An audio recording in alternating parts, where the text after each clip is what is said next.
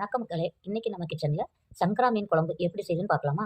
திருநெல்வேலி சைடில் மோஸ்ட்லி இப்படி தான் செய்வாங்க. அதை மாதிரி செஞ்சு காட்டுதான். ஒரு அகலமான பாத்திரத்தை காய வச்சு 4 ஸ்பூன் நல்லெண்ணெய், 1 ஸ்பூன் கடுகு, 1/4 ஸ்பூன் வெந்தயம், ஒரு கைப்பிடி கருவேப்பிலை, 10 சின்ன வெங்காயம் பொடிசா வெட்டி அதோட சேர்த்து நல்லா வதக்கிக்கோங்க. ஒரு பெரிய சைஸ் தக்காளியை பொடிசா வெட்டி அந்த வெங்காயத்தோட சேர்த்து நல்லா வதக்கிக்கோங்க.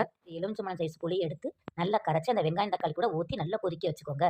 இப்போ தேவையான அளவு உப்பு, 1/4 டீஸ்பூன் மஞ்சத்தூள் போட்டு அந்த புளி கரைசல் நல்லா கொதிக்கிற வரைக்கும் விட்டுருங்க.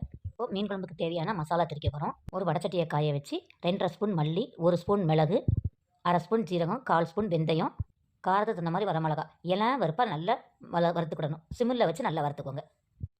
இதை ஒரு மிக்ஸி ஜாரில் நைஸாக பொடி பண்ணி அந்த புளி தண்ணி கொதிச்சிட்டு இருக்குல்ல அதோட இதை போட்டு நல்லா கொதிக்க விடுங்க. கொதிச்சுட்டு இருக்கட்டும். இன்னொரு பக்கம் மிக்ஸி ஜாரில் ஒரு முறி தேங்காய், ஒரு 10 சின்ன வெங்காயம், ஒரு 2 பூண்டு பல் போட்டு நல்லா நைஸாக அரைச்சி எடுத்துக்கோங்க.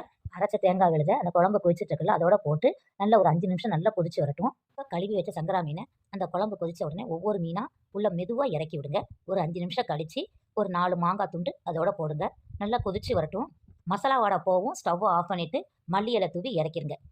மீனை போட்டதும் குழம்ப ரொம்ப கிண்டி விட்டுறாங்க. லைட்டாக 2 பிரட்டி விடுங்க. என்னோட ஸ்டைலில் நான் இப்படி தான் மீன் குழம்பு வைப்பேன்.